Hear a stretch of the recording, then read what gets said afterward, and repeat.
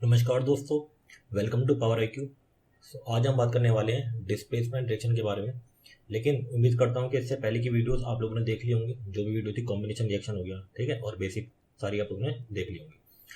सो ज़्यादा टाइम ना वेस्ट करते हुए स्टार्ट करते हैं डिस्प्लेसमेंट रिएक्शन। काफ़ी इंटरेस्टिंग टॉपिक होने वाला है और काफ़ी आसान है, राइट। एग्जाम के पॉइंट ऑफ व्यू से काफ़ी इंपॉर्टेंट है, राइट। तो स्टार्ट करते हैं डिस्प्लेसमेंट रिएक्शन। तो गाइस देखिए, साइंस में जितने भी वर्ड्स होते हैं, राइट, वर्ड्स खुद अपने आप को एक्सप्लेन करते हैं अगर थोड़ा सा ध्यान से उनको देखा जाए। सो टॉपिक का नाम है हमारा डिस्प्लेसमेंट रिएक्शन। क्या नाम है? Displacement reaction. तो first of all displacement reaction होता क्या है, तो समझते हैं इसको एक एग्जांपल से। इससे एक एग्जांपल से तो देखिए, एक एग्जांपल देख लेते हैं। पर सपोज करो ये हमारा ए बी है, ये हमारी कोई रिएक्शन हो रही है ए बी प्लस सी, और कुछ ये बन के आ गया है सी बी प्लस ए, ठीक है। लेट ये कोई रिएक्शन हो रही है। इस रिएक्शन की बेसिक नेमिंग आप लोग सब जानते हैं। जैसे इस पार्ट को हम लोग रिएक्टेंट कहते हैं, इस पार्ट को प्रोडक्ट बोलते हैं, राइट। और ये रिएक्टिंग स्पीसीज होती है, जो रिएक्टेंट में जो होती है उनको रिएक्टिंग स्पीसीज कहते हैं।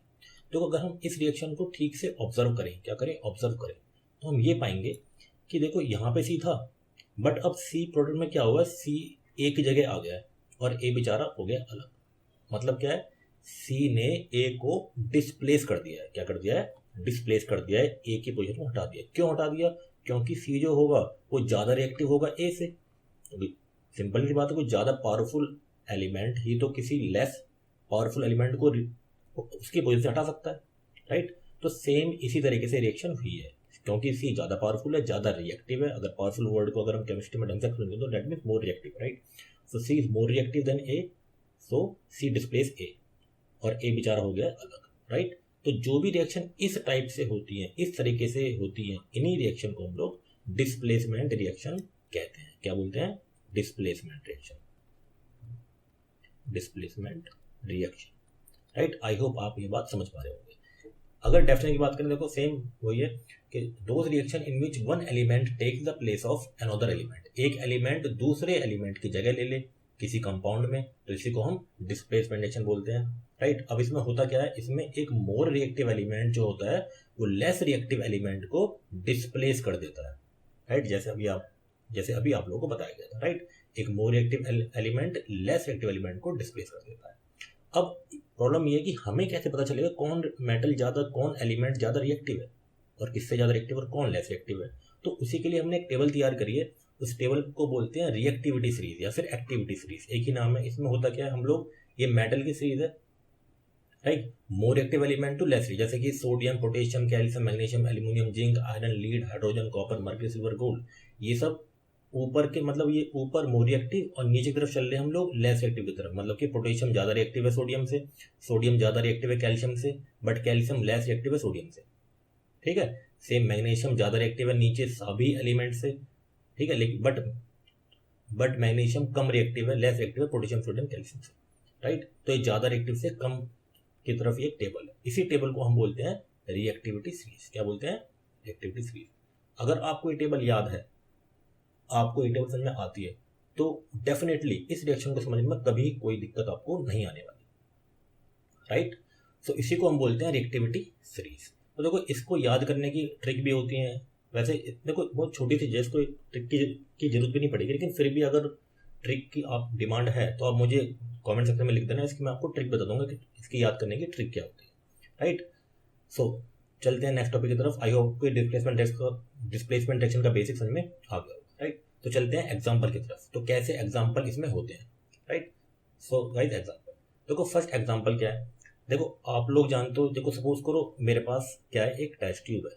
मेरे पास क्या है, एक टेस्ट ट्यूब है, राइट। मैंने इसके अंदर डाल दिया कॉपर सल्फेट। देखो जो रिएक्शन लैब में हम अलग तरीके से करते हैं, उसको लिखते अलग तरीके से हैं, ठीक है। लैब में थोड़ा हम ये कर रहे हैं, एक FeCO4 मिला दिया और देखो ये चेंज हो रहा है। तो हम लोग लैब में क्या कर, हम लोगों ने एक बीकर लिया या फिर हमने एक टेस्ट ट्यूब लिया, राइट। टेस्ट ट्यूब थोड़ा सही से बना देते हैं। हम लोगों ने क्या लिया, एक टेस्ट ट्यूब लिया। तो ये रहा हमारा एक, या फिर चलो बीकर लिया, टेस्ट ट्यूब, राइट। इसके अंदर क्या है हमारा, कॉपर सल्फेट। क्या है हमारा, कॉपर सल्फेट। और सब लोगों को ये चीज़ पता है कि कॉपर सल्फेट एक ब्लू कलर होता है। कैसा होता है?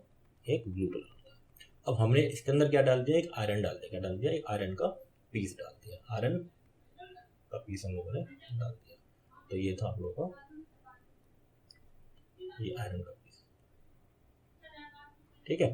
अब हमने कुछ देर बाद क्या देखा, कुछ देर बाद ये देखा कि ये जो हमारा ब्लू कलर था, ये कैसा था, ब्लू कलर था, ब्लू, ये बन जाता है भाई ग्रीन या फिर लाइट ग्रीन, हल्का ग्रीन हो जाता है। हम तो देखो कोई भी रिएक्शन, जैसे मैंने फर्स्ट क्लास में आपको बताया था, रिएक्शन हुई है नहीं हुई, किस किस बेस पे आप लोग ऑब्जर्व करते हो, मतलब ये बात को बताते हो, तो कलर के बेस पे, है ना, वो भी एक हमारा रीजन होता है। तो कलर ब्लू था, ब्लू से ग्रीन हो गया, तो डेट मीन्स हम लोग समझ गए कि अच्छा, तो यहाँ जो Fe था उसने इसके अंदर जो कॉपर सल्फेट सॉल्यूशन उसका रिएक्शन कर लिया, तभी तो कलर चेंज हुआ है। अब इसको लिखेंगे कैसे, कुछ इस तरीके से, देखो ये कॉपर सल्फेट, ठीक है, हमने आयरन Fe, ठीक है। अब क्योंकि देखो उस लिस्ट के अकॉर्डिंग आप लोग ये चीज जानते हो, एक्टिविटीज लिस्ट के अकॉर्डिंग कि Fe जो होता है वो Cu से ज्यादा पावरफुल है, तो Fe क्या करेगा, Cu को यहाँ से हटा देगा, राइट, और खुद बैठ जाएगा और Cu विचार हो जाएगा अलग।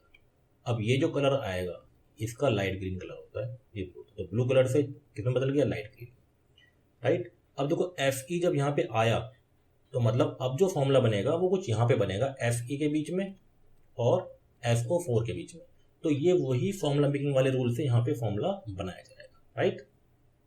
जैसे कि Fe की वैलेंसी 2, इसकी भी 2 होती है, सिंप्लीफाई करेंगे 1 और 1, तो इसलिए 1 1 की गुणा हो जाएगी, तो कुछ फॉर्मूले में सेम वैसे ही रहने वाला है, FeSO4, इस तरह से फॉर्मूला यहाँ पे बन के आ रहा है।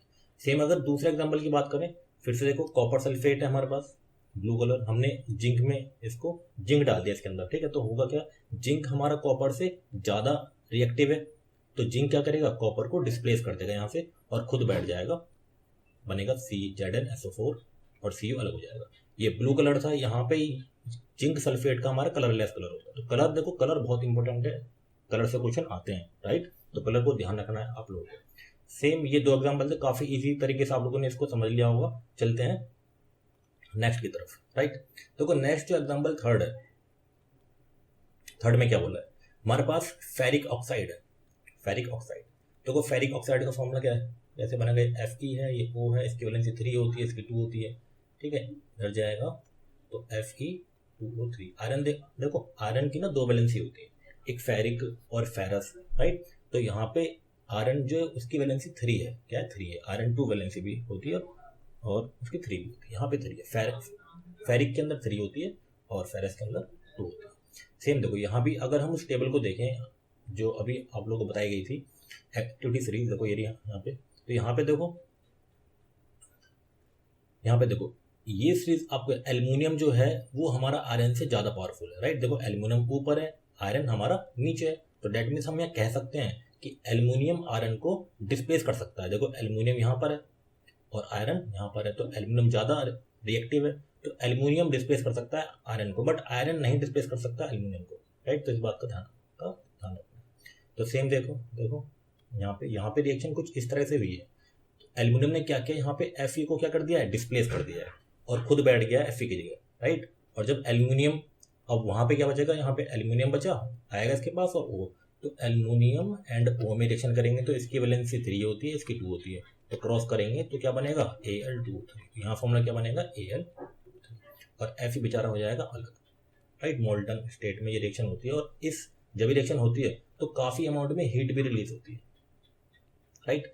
एंड एग्जाम्पल डी, जैसे कि हमारा कॉपर क्लोराइड एक ग्रीन कलर का होता है, और अगर हम इसमें रिएक्शन Pb डाल दें, क्या Pb मतलब लीड, ठीक है, तो होगा क्या, देखो लीड जो होता है वो कॉपर से ज़्यादा रिएक्टिव होता है, तो कॉपर क्या करेगा, लीड क्या करेगा, इस कॉपर को यहाँ से हटा देगा, जब लीड कॉपर को हटाएगा, राइट, तो Pb और क्लोरीन के बीच में रिएक्शन होगी, Pb और क्लोरीन के बीच में, तो Pb की वैलेंसी कितनी होती है, 2 होती है, क्लोरीन की 1 होती है, तो क्रॉस करेंगे तो क्या बनेगा, PbCl2, तो ये हमारा कंपाउंड आ गया, ठीक है, और बचेगा यहाँ पे जो Cu बेचारा अलग हो जाएगा, तो ये हमारा कलरलेस होता है, जो हमारा लीड क्लोराइड होता है कैसा होता है, कलरलेस होता है, राइट। आई होप आपको रिएक्शन बड़े आसानी से समझ में आ रही होंगी। तो सेम नेक्स्ट एग्जाम्पल की बात करते हैं, जो है हमारा कॉपर ऑक्साइड। तो सेम इसी अगर मैग्नीशियम से रिएक्शन करेंगे तो मैग्नीशियम जो होता है वो कॉपर से ज़्यादा रिएक्टिव होता है, तो मैग्नीशियम कॉपर को डिस्प्लेस कर देगा और मैग्नीशियम ऑक्सीजन के साथ रिएक्शन करेगा। तो देखो जब मैग्नीशियम Mg और O रिएक्शन करेंगे तो Mg की वैलेंसी 2, ऑक्सीजन की भी 2 होती है, ठीक है, इसकी पॉजिटिव होती है, इसकी नेगेटिव होती है, ऑक्सीजन की नेगेटिव होती है, बट यहाँ पे साइन से मतलब नहीं होता, ठीक है। सिंप्लीफाई करेंगे 1 आया 2 से काटा तो जाएगा, तो same Mg right, magnesium oxide. तो ये हमारा फॉर्मूला बन जाएगा। बाकी फिर रिएक्शन को क्या कर देते हैं, बैलेंस कर देते हैं, राइट। आई होप आपको ये रिएक्शन डिस्प्लेसमेंट रिएक्शन बड़े आसानी से समझ में आ रही होगी, राइट। तो यही है, इस रिएक्शन में इतना कुछ ज़्यादा कुछ है नहीं, ठीक है। अब देखो कुछ एग्जाम्पल है, एग्जाम्पल कुछ क्वेश्चन है जो आपके लिए हैं, जो आप लोगों को करने हैं। जैसे कि देखो फर्स्ट एग्जाम्पल देखो, जैसे फर्स्ट क्वेश्चन देखो, फर्स्ट क्वेश्चन में क्या बोला गया है, when a strip of zinc metal, when a strip of zinc metal is placed in copper sulphate solution, is placed in copper sulphate solution, then zinc sulphate solution and copper are obtained. देखो question में इस तरह से आपके exam में इस तरह से क्वेश्चन पूछे गए हैं और जाते भी हैं, ठीक है। तो हमें एक लैंग्वेज में ये बात दी गई है और हमें इसको एक इक्वेशन की फॉर्म में कन्वर्ट करना है। तो कैसे करना है, देखो जिंक मेटल था तो हमने लिख दिया जिंक, राइट, प्लस किससे रिएक्शन कर रहे हैं, कॉपर सल्फेट से, तो क्या फॉर्मूला होता है, CuSO4, राइट। अब देखो इसमें वैसे ये भी सारी बातें दे रखी है, जिंक सल्फेट बनेगा तो आराम से देखो हर चीज़ दे रखी है, लेकिन फिर भी हमें इतना पता तो कर सकते हैं, हम जानते हैं कि जिंक जो है वो कॉपर से ज़्यादा पावरफुल है, ज़्यादा रिएक्टिव है। तो जिंक क्या करेगा, इस कॉपर को डिस्प्लेस कर देगा, तो क्या बनेगा ZnSO4 और Cu बेचारा अलग हो जाएगा, राइट। तो इस तरह से ये रिएक्शन हुई है। सेम अगर दूसरी रिएक्शन की बात करें, when a piece of magnesium metal, right, is placed in copper sulphate solution, अगर मैग्नीशियम को रखें, देखो ये रहा हमारा मैग्नीशियम Mg, इसको रखें कॉपर सल्फेट CuSO4, तो क्या बनेगा, देखो जैसे कि आप लोग जानते हो कि मैग्नीशियम जो होता है वो कॉपर से ज़्यादा पावरफुल होता है, उस लिस्ट में आप लोगों ने देखा होगा, ठीक है। तो मैग्नीशियम कॉपर को डिस्प्लेस कर देगा तो बनेगा MgSO4 और Cu बेचारा हमारा अलग हो जाएगा, राइट। आई होप आप ये बात समझ पा रहे होंगे, राइट। तो काफ़ी आसान था ये, ठीक है। सो चलते हैं टॉपिक की तरफ। C is when a piece of iron metal, अब देखो आयरन मेटल, आयरन कैसा होता है, Fe होता है, क्या होता है, Fe, ठीक है। पेन थोड़ा सा थिक कर लेते हैं। तो देखो ये भी आप बड़े आसानी से कर पाओगे। जैसे कि देखो when a piece of iron metal, iron metal हमारे पास, हमने कहाँ पे इसको रखा है, कॉपर सल्फेट में, डेट इज CuSO4 में हमने इसको रख लिया है। अब क्या रिएक्शन होगी, देखो ये बात सब जानते हैं, जैसे कि अभी आप लोगों ने पढ़ी है टेबल एक्टिविटी सीरीज कि उसके अंदर आप लोगों ने क्या सीखा कि Fe जो होता है वो कॉपर से ज़्यादा रिएक्टिव होता है।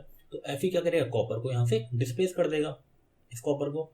तो जो हमारा जो प्रोडक्ट बने, क्या बनेगा, FeSO4 प्लस Cu बेचारा हमारा अलग हो जाएगा। तो इस तरह से रिएक्शन ये हेल्प करते हैं प्रोडक्ट बनाने में। सेम डी अगर एग्जाम्पल की बात करें, तो when a strip of lead metal is placed in A solution, देखो फिर से लीड को रखा हम लोगों ने, किसको, लीड मतलब Pb, कहाँ रखा है, कॉपर क्लोराइड में, इसमें कॉपर क्लोराइड, ये होता है CuCl2। तो रिएक्शन कैसे होगी, तो ये एग्जांपल मैं आपको करा चुका हूँ, अभी हमने कराया है, ऊपर ही होगा, हाँ ये रडी पार्ट, ठीक है। तो कॉपर क्लोराइड Pb, तो रिएक्शन करा तो सेम PbCl2 बन जाएगा। तो ये आप बड़े आराम से इसको समझ सकते हो। सेम ई देखो, मैंने copper strip is placed in A solution of silver nitrate, हमने कहा कॉपर स्ट्रिप को लिखा, कॉपर मतलब Cu, सिल्वर नाइट्रेट में रखा। अब देखो ये देखो सिल्वर नाइट्रेट का अगर किसी को फॉर्मूला नहीं याद तो फॉर्मूला बनाना भी आना चाहिए, फॉर्मूला बनाना भी आना चाहिए। देखो इसका फॉर्मूला बनता है AgNO3, बड़ा आसान सा है। कैसे, देखो समझते चलो इस चीज़ को भी। देखो जो भी फॉर्मूले, देखो जो भी कंपाउंड, जो भी फॉर्मूले रिएक्शन में आ रहे हैं, जो भी नेमिंग आ रही है, हर चीज़ वो आपको साथ के साथ चलते जाना है, कभी दिक्कत नहीं आने वाली है केमिस्ट्री में आगे जाके, ठीक है। जो भी नाम यहाँ आ गया है वो साथ के साथ तभी कंप्लीट करना है आप लोगों को। तो आगे जब जो भी टॉपिक आप लोग पढ़ोगे तो उसमें आप लोगों को कभी प्रॉब्लम नहीं आएगी, राइट। जैसे देखो सिल्वर नाइट्रेट, ये हमारा Ag हो गया, ये हमारा NO3 हो गया, इसकी वैलेंसी 1 होती है, इसकी भी वैलेंसी 1 होती है, क्रॉस करेंगे तो क्या बनेगा, AgNO3, इस तरह से बन जाएगा। अब देखो नाइट्रेट का NO3 होता है, ये आपने कहाँ सीखा, जो हमने फर्स्ट क्लास में, राइट, फर्स्ट क्लास में जो हमने एक टेबल बताई थी, नेगेटिव रेडिकल पॉजिटिव रेडिकल, तो ये आपने वहाँ पे सीखा है, राइट। आई होप इस बात को आप समझ पा रहे होंगे। तो देखो कॉपर को हमने रख दिया सिल्वर नाइट्रेट के अंदर, तो क्या बनेगा, देखो सेम देखो हम लोग जानते हैं कि कॉपर क्या करेगा, सिल्वर को Ag को हटा देगा, क्योंकि कॉपर ज़्यादा पावरफुल है उस टेबल के अकॉर्डिंग, जैसे कि अभी आपने ये बात सीखी होगी, पढ़ी होगी।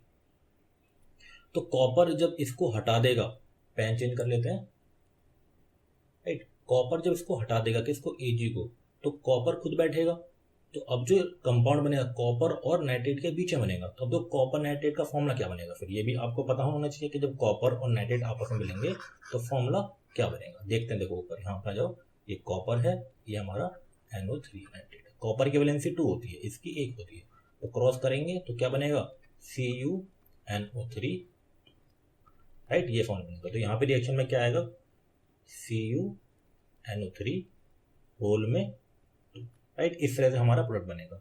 और जो Ag है वो हमारा अलग हो जाएगा।